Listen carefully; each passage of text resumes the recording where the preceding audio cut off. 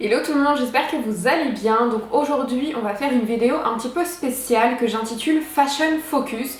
L'idée de ces séries de vidéos, c'est de vous parler des récents événements dans l'univers de la mode. Ça peut être des Fashion Week, ça peut être des décisions, des changements de directeur artistique, plein de choses. Donc j'espère que cette série vous plaira. On va commencer cette série par la Fashion Week Printemps-été 2021 qui s'est déroulée sur Paris du 28 septembre au 6 octobre. Donc c'est parti!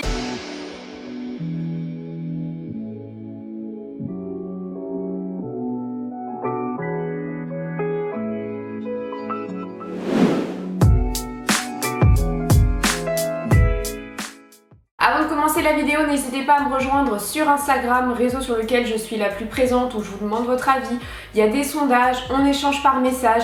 Cette vidéo justement est votre idée, c'est vous qui m'avez demandé de décrypter la Fashion Week parisienne de cette année.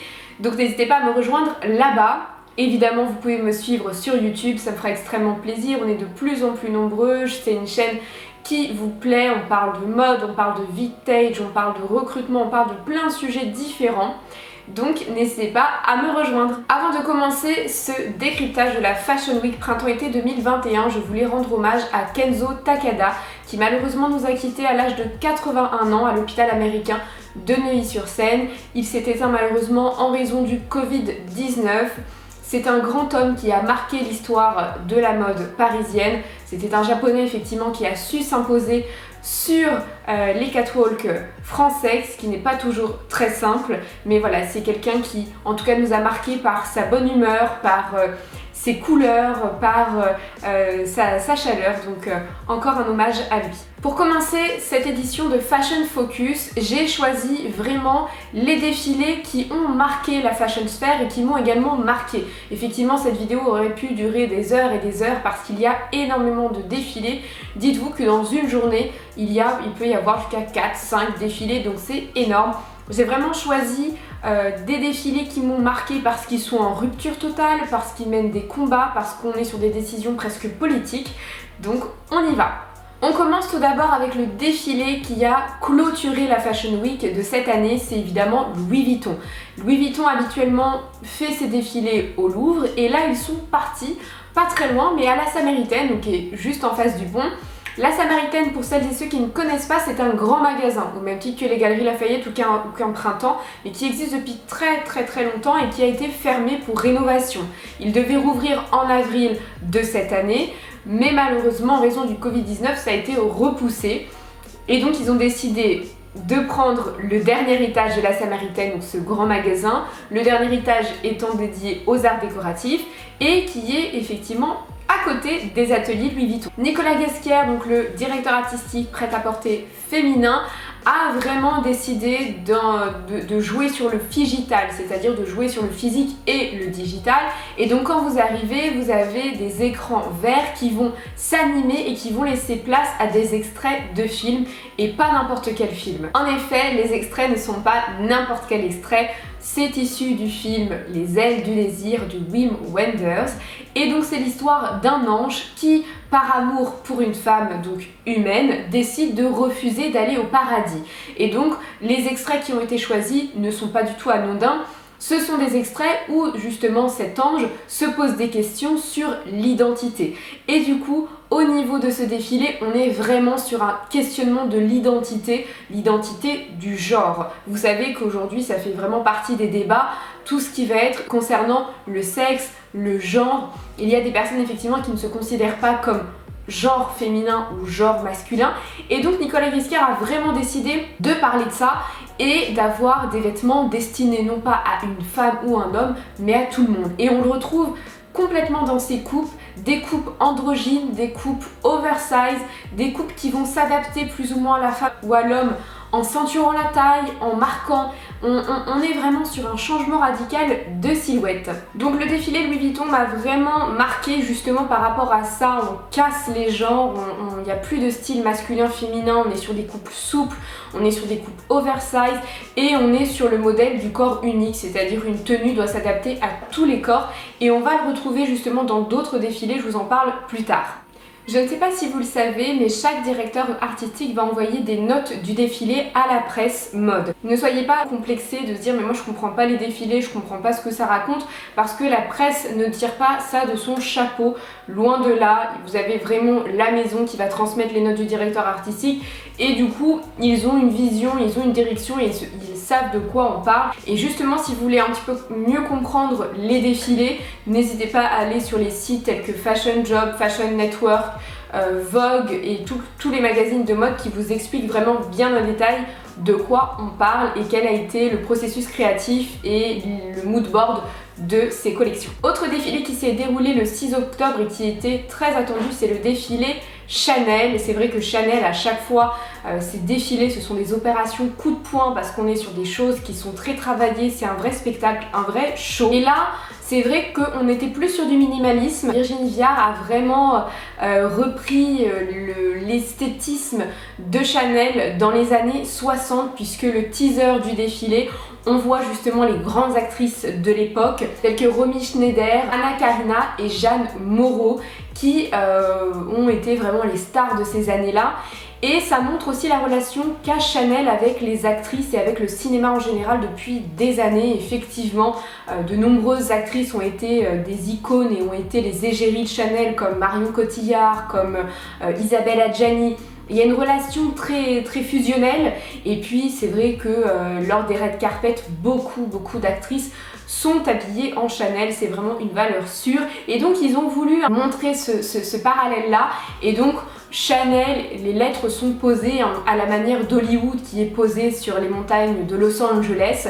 Donc on retrouve ça, c'est assez simpliste, mais c'est vraiment une opération commerciale, une opération séduction de ces nouvelles actrices, de cette nouvelle génération de hit girl. C'est vrai que Chanel, c'est vraiment une maison que l'on apprécie parce que notre mère nous en parle, notre grand-mère nous en parle. Il y a ce côté héritage et il y a ce côté intemporel, mais souvent avec Chanel on se pose la question quid de la modernité en fait. Est-ce que c'est une maison aujourd'hui qui est hyper tendance, hyper fashion? Et l'objectif de Virginie Viard, ça a été un peu ça. Là on est plutôt sur on pourrait même intituler ce défilé quand Los Angeles rencontre Paris, parce qu'on est sur des coupes fluo, des coupes jeunes, on est sur des bermudas, on est sur des coupes beaucoup plus souples, beaucoup plus légères, on est sur des tweeds légers et on est loin de ce que peut faire Chanel dans la version très traditionnelle et très classique. Et donc on voit qu'il y a une rupture avec les anciens défilés Chanel, parce que là on est sur des t-shirts, on est sur du décontracté, on est sur un look plus casual et on n'est pas forcément habitué à ce type de style de la part de Chanel, et le but vraiment c'est de plaire à cette nouvelle génération. Alors dites-moi vous en commentaire ce que vous pensez de cette nouvelle collection Chanel, de ce nouvel ADN. Moi personnellement j'aime beaucoup, parce que c'est vrai que Chanel est une maison que je porte dans mon cœur, mais qui peut vite être mémérisant, vite être trop classique. On est obligé de faire un mix and match avec d'autres maisons, et là c'est vrai que j'ai plutôt apprécié des tenues plus casual. Donc finalement ce défilé, c'est une transversalité historique, c'est vraiment la clientèle historique qui va léguer aux nouvelles générations tout simplement les clés de Chanel. On passe à un autre défilé qui m'a beaucoup marqué, c'est le défilé Dior, qui a fait polémique. C'est vrai que beaucoup de personnes ont dit mais Maria Grazia devrait démissionner, qu'elle n'a rien compris, qu'elle est complètement à côté de la plaque.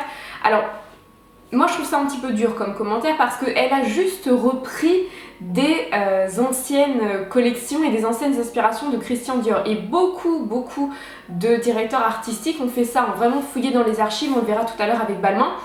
Et donc c'est un petit peu dur de lui dire qu'elle est à côté de la plaque, alors que finalement c'est une reprise de ce qui existait déjà, et elle a apporté sa patte, elle a apporté sa touche. Effectivement, elle s'est inspirée d'une collection de 1957, donc vous voyez ça date quand même des époques de Christian Dior, et donc finalement elle est toujours dans cet héritage de Dior. Pour celles et ceux qui ne le savent pas, Maria Grazia c'est une féministe, c'est quelqu'un qui a des combats, qui se bat pour pas mal de sujets, et c'est vrai que dernièrement la femme est au cœur de pas mal de polémiques. On parle de harcèlement, on parle de violence, on parle de jugement sur les tenues, et elle a voulu justement se dire mais c'est pas parce qu'on est habillé d'une telle manière que ça définit une femme et qu'elle a l'interdiction de se vêtir de telle ou telle manière. Donc on est vraiment sur un jeu de transparence, sur un déshabillé, sur presque un vêtement, un loungewear, mais version rue. et ça peut plaire ou déplaire parce qu'on est moins habitué à ce type de style venant de Dior parce qu'on est sur des choses d'habitude beaucoup plus travaillées, très sophistiquées. Et là on est vraiment sur des matières, sur du patchwork, sur des choses beaucoup plus casual, beaucoup plus en mousseline, en volupté, sur de la mousseline de soie, on est sur des shorts. On est un petit peu en rupture, mais c'est vraiment dans l'idée de se réapproprier notre corps en tant que femme. Dans les notes de Maria Grazia, justement, elle veut rappeler que Dior a été révolutionnaire en son temps, qu'il a vraiment cassé les codes, et c'est vrai que je vous ai fait une vidéo sur l'histoire de Dior avec notamment les tailleurs bars. Christian Dior a révolutionné la mode en son temps. Et l'objectif de ce défilé, c'était exactement ça, c'était d'être complètement à contresens de ce qui se fait actuellement, de partir à l'opposé, mais d'être révolutionnaire dans sa façon dans sa façon de travailler le vêtement. Elle a travaillé pour cette collection avec Nani Strada. Donc Nani Strada est une créatrice milanaise qui a travaillé avec plein de belles maisons de luxe, mais principalement italiennes, et donc vu que Maria Grazia est italienne, elle s'est rapprochée d'elle pour pouvoir faire justement des vestes un petit peu inspirées kimono, vraiment très épurées, très simples, mais toujours avec un patchwork, avec des imprimés forts et tissés à la main, donc c'est des heures et des heures de travail. Donc on est toujours sur ce savoir-faire si propre à Dior. Et concernant le défilé a également marqué, on était sur un défilé très féminin, très powerful, puisqu'on était sur un ensemble vocal. Vous aviez justement une chorale, donc justement cette chorale ne chantait pas n'importe quelle chanson, on était sur des chants corses qui étaient destinés plutôt à des veuves qui effectivement pleuraient la mort de leur mari. Donc on est sur une femme seule, une femme indépendante, une femme forte, une femme mélancolique, donc le choix n'a pas été négligé, ce choix artistique là. Et pareil, on est sur une ambiance très sombre, une ambiance avec des vitraux, donc ça rappelait l'église, ça rappelle quelque chose d'hyper conventionnel, de très sérieux. Donc ça peut plaire ou déplaire, dites-moi vous en commentaire ce que vous en avez pensé. C'est vrai que moi, si je dois vous donner mon avis, j'adore Dior, c'est une maison que j'aime particulièrement, mais effectivement cette collection, même si je la comprends, c'est pas une collection où je me dis waouh, où je me dis son travail est fou, c'est moins mon style, c'est moins mon style, et c'est effectivement une collection que j'apprécie moins. On passe à un autre défilé qui m'a marqué, c'est le défilé Balmain avec Olivier Rousteing. Donc pendant le confinement, il avait déjà partagé sur les réseaux sociaux, il a vraiment recherché les archives de Pierre Balmain, donc créateur de la maison. Et Pierre Balmain, il a voulu justement comprendre son processus créatif qui est sur l'élégance, sur l'intemporalité, sur les coupes. Et justement, quand on commence le défilé, on est justement sur des mannequins plutôt qui ont la quarantaine, la cinquantaine, qu'on n'a pas l'habitude de voir sur les podiums. Mais ce ne sont pas n'importe quel mannequin, puisque ce sont les premiers mannequins de Pierre Balmain. Donc c'est un clin d'œil très fort et c'est surtout un message très émouvant. Et pareil, on commence le défilé où elles ont des poses lascives, elles sont habillées tout en monogrammé, donc pareil, Olivier Rousteing a ressorti le monogrammé. Pareil, ça a fait polémique, ça ressemble trop à Fendi, ça ressemble trop à Versace, donc il a quand même retravaillé, mais je vous l'accorde que c'est assez ressemblant. Mais en même temps, il a été créé avant, donc à voir, à vous de me dire ce que vous en pensez. Mais c'est vrai qu'il s'est assis et il a regardé les mannequins défiler, il s'est assis. Et c'est vrai que c'est Pierre Balmain qui faisait ça, qui s'asseyait sur sa chaise en bois, sa chaise haute. Et ça a été vraiment un message émouvant. Et en plus, il y avait des interviews de lui en français et en anglais en bande sonore où il parlait justement que la mode n'avait pas d'âge, que le noir était une couleur aussi bien pour les jeunes que pour les personnes plus âgées. Donc ça a été très émouvant. Et puis ensuite le défilé commence et on voit justement cette passation du travail de Pierre Balmain à Olivier Rousteing, parce qu'il va reprendre tout ce travail là, mais il va le retravailler. Donc on retrouve la pochette monogrammée rectangulaire qu'avait fait Pierre Balmain, on retrouve le monogramme mais décliné de différentes façons, on retrouve toute cette inspiration des années 90-2000, le streetwear avec du bermuda, avec du jean délavé. On retrouve ces coupes et ces couleurs très grises, les épaulettes. Et c'est vrai, pour le coup, j'ai beaucoup aimé ce défilé, il m'a donné vraiment des frissons. Alors vous allez me dire, mais Mélissa, t'es hyper sentimentale.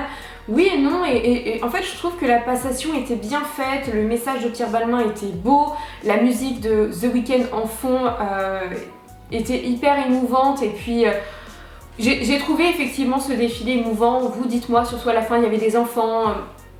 On est vraiment sur ce côté où peu importe tout ce qui nous arrive, parce que effectivement le Covid a été très compliqué pour beaucoup de secteurs et notamment la mode, et c'était vraiment cette histoire qu'on reste fort et on reste ensemble, et j'ai trouvé ça très puissant. Autre chose qui a marqué l'événement du défilé Balmain, ça a été effectivement les écrans avec, on pouvait voir justement Kris Jenner, Jennifer Lopez, en fait toutes ces personnes qui ne pouvaient pas se déplacer en raison du Covid-19.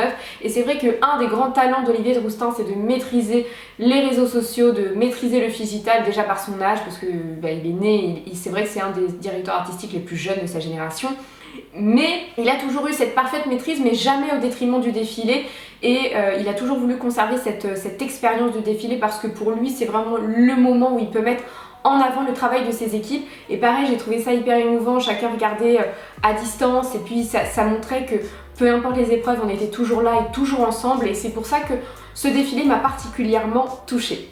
Donc voilà pour les défilés les plus marquants de la Fashion Week parisienne, donc qui s'est déroulée du 28 septembre au 6 octobre. Évidemment, j'aurais pu parler de plein d'autres défilés, mais celui-ci, vous avez vraiment, mon choix s'est porté vers ceux qui ont le plus marqué en raison du genre, en raison de la technicité, en raison du style.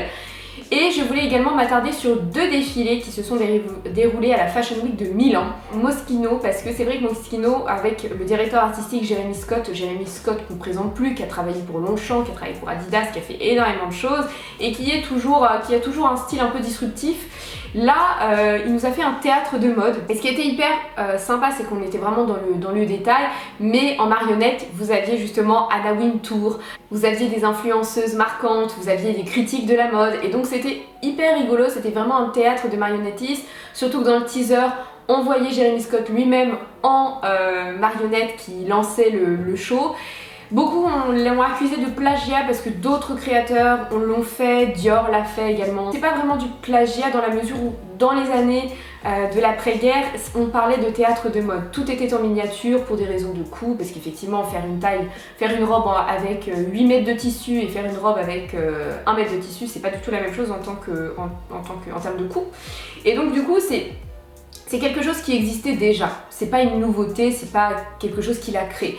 Mais c'est vrai qu'avec la distanciation sociale, on a vraiment recherché dans les archives et on s'est demandé mais comment on faisait avant quand on pouvait pas autant voyager, autant se déplacer aussi facilement, et donc tout le monde en réalité a fait ce théâtre de mode. Mais celui-ci, je trouvais ça sympa parce que beaucoup de défilés ont repris cette idée de théâtre de mode mais dans quelque chose de très classique, très sérieux, et Jérémy Scott a toujours une pointe d'humour, et donc là il l'a fait vraiment avec humour mais sans décrédibiliser le travail de Moschino, parce que le détail, notamment je vais vous montrer des photos, mais on voit le mini sac biker mais qui est fait d'une précision et à une échelle dingue, donc je trouvais ça hyper intéressant. Et autre défilé qui m'a marqué et qui m'a touchée, c'est le défilé Versace. Pourquoi? Parce que c'est un défilé en clin d'œil avec ce qu'a fait le frère de Donatella, donc le directeur artistique iconique, Gianni Versace, en 92. C'est vrai qu'il est mort peu de temps après, assassiné, mais en 92 on était justement sur quelque chose qui rappelait la mer, qui rappelle les océans, avec des broches en coquillage, en étoiles de mer. Et en fait Donatella a repris cette idée là, et on est un petit peu sur une cité perdue, une cité onirique, une cité vraiment mythologique, et forcément le signe de Versace, c'est la méduse. Ce clin d'œil, je l'ai trouvé énormément émouvant parce que Donatella s'est toujours sentie outsider, elle était la muse de son frère mais pas la directrice artistique, et elle a pris de main de fer ce rôle et avec succès, et j'ai trouvé ça hyper touchant. Et autre chose, parce que effectivement on était sur les fonds marins, on était sur ce côté mythologique, mais c'est une des premières grandes maisons à avoir mis des mannequins différents, des mannequins avec des formes à ces défilés, et surtout à la Fashion Week. Fashion Week, c'est un événement qui est ultra observé. Alors oui, il y a beaucoup de marques qui l'ont fait, mais des grandes maisons comme un Dior, comme un Chanel, non. Et Versace l'a fait, et j'ai trouvé ça vraiment très beau de sa part, parce que les codes sont enfin en train de changer. Enfin, on comprend qu'il faut ouvrir un peu ses chakras et arrêter de se dire que pour être belle en Versace, belle en Dior, il faut être grande, mince, d'une certaine couleur de peau. Non, là elle a fait défiler des mannequins de couleurs différentes, d'origines différentes, avec des formes minces. Et enfin, j'espère que ça va changer. Et donc c'est pour ça que je voulais vous parler de ces deux défilés de mode qui se sont tournés à Milan. J'espère que cette série de vidéos vous a plu, j'espère avoir été claire. J'ai pris énormément de plaisir à tourner cette vidéo parce que c'est vrai que dans mon coin je regarde toujours les défilés de mode et je me suis dit bon allez je me lance, je vous en parle et je vous le décrypte avec mes mots. Et j'ai hâte d'avoir vos retours et en tout cas si ça vous plaît, ce type de vidéo, j'en ferai plein d'autres mais pas uniquement sur la Fashion Week, vraiment sur les grands événements qui se passent dans le secteur de la mode. En attendant, je vous fais des gros bisous et on se retrouve très prochainement pour une nouvelle vidéo. Bye bye!